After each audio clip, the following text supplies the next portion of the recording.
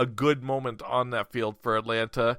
So we'll just go ahead and say, Dan Quinn, we hope you're around next year because we do think that there's something there for you. It's starting 5-0. Yeah, it's first year they're not. Listen, first year it wasn't a disaster, and hard to believe too, Nash. I mean, think about this: the first leg of the NFL season. I mean, Carolina and Atlanta, they were neck and neck. Atlanta was winning games left and right, but they have gone on a tailspin here. I think Atlanta, the future is looking up is bright for them, and not to mention too, they're going to get that beautiful new Mercedes-Benz Stadium in a couple of years. That place looks marvelous. Yeah, it is. It's gonna be a gorgeous stadium. I'm pretty happy about it. Let's talk for a few seconds about the Redskins and the Bears. We're not going to go into this deeply because they're just not too much to talk about here, other than the fact that Jay Cutler continues to disappoint.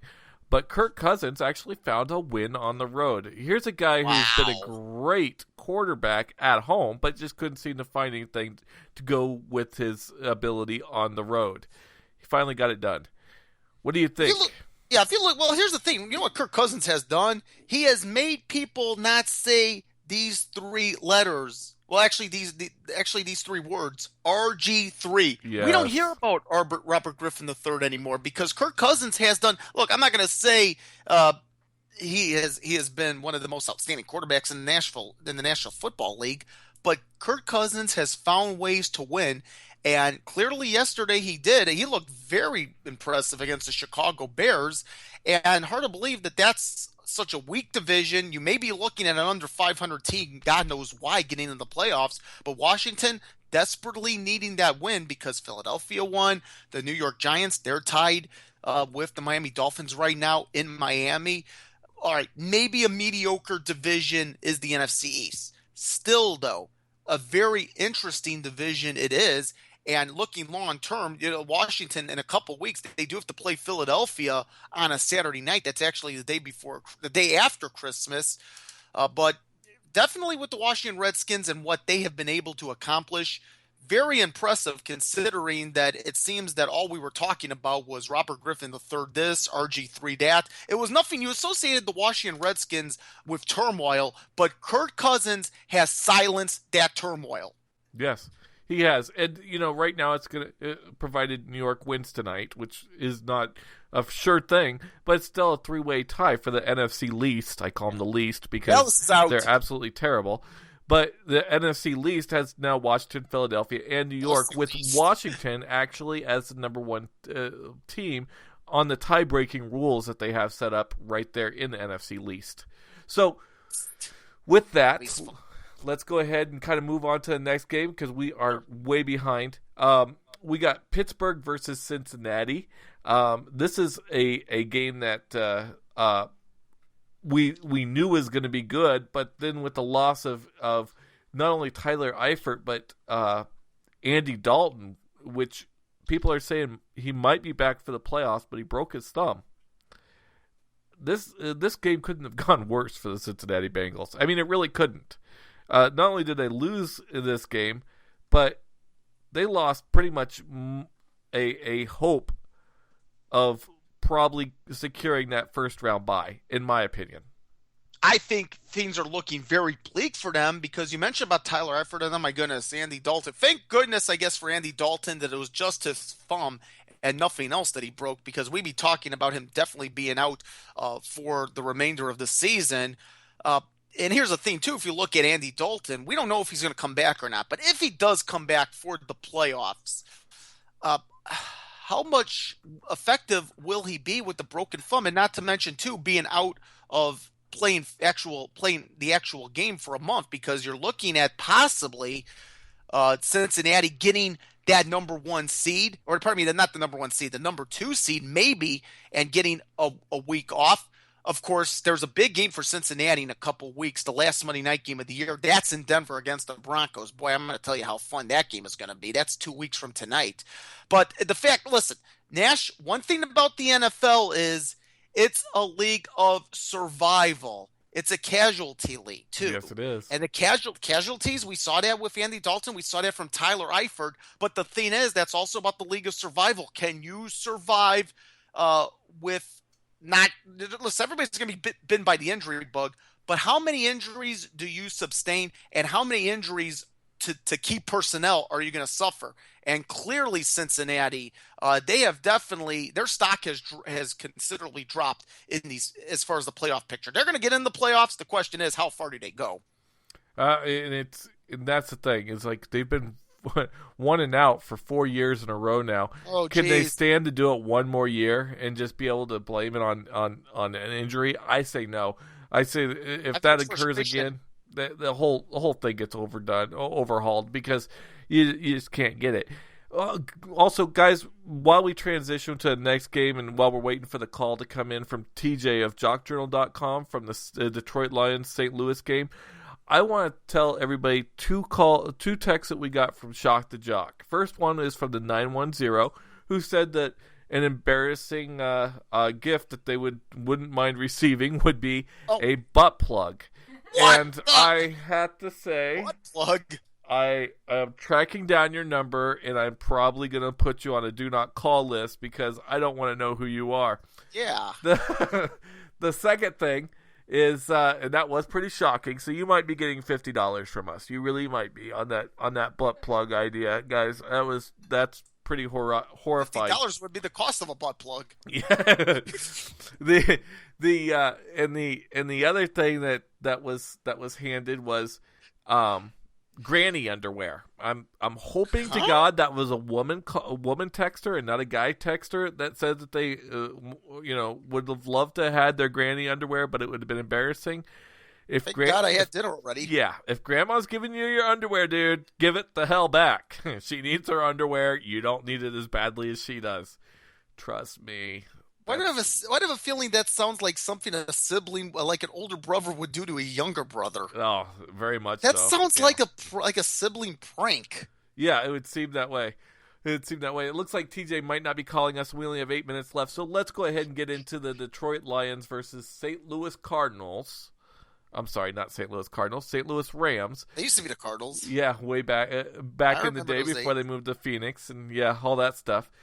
But the St. Louis Rams, who will probably be the LA Rams by next year. Let's go ahead and talk for a second about this team. Now, I really thought the St. Louis Rams were done. I really did. I thought that they were all basically hanging out looking for their new homes in LA and basically signing this whole season away.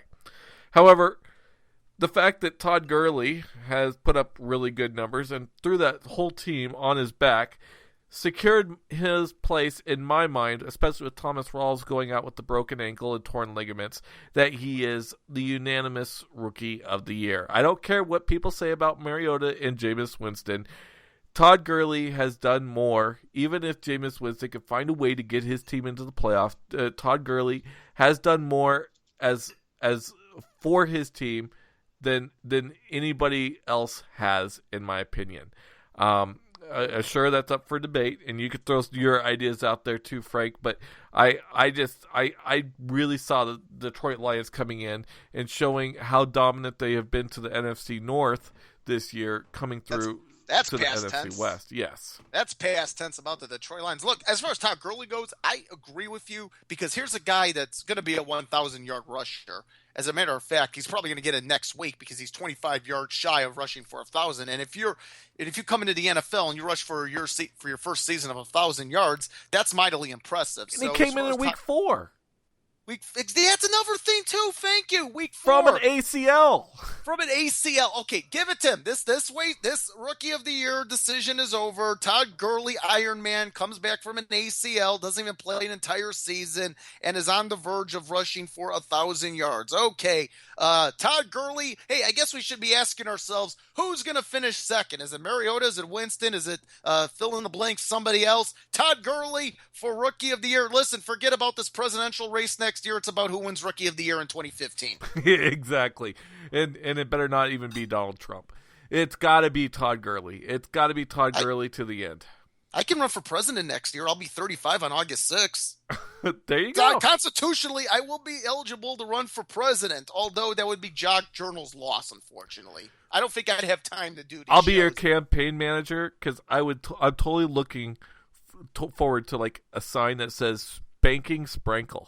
Okay, yeah, hold on. So all of a sudden, I try to do a show, and I would try as president of the United States to do a show, but then all of a sudden, here comes a couple of my military advisors, and I have to give them the decision to bomb this nation, X nation, and Y nation. Yeah, So I'm exactly. like, bye, Nash, bye, Nash. I gotta go bomb a nation. Yeah, it's. I'm sorry. We got to go to war. It's Yeah, time for that I to can't. occur. I can't. I gotta end the show That's now. the Yeah, sorry, that gotta bomb a nation. and that's the problem, Frank. Is like you are just far too nice to be an actual president. I know. I could never be president. Oh my goodness! You know, we were You'd be talking like about Carter. hair. I want my hair to be dark. Yeah, I want my hair to be dark as long as I shall live. So help me God. absolutely. So Frank, what do you think? St. Louis, do they even? Both teams are completely out of Right? playoff Yeah. contention, completely out.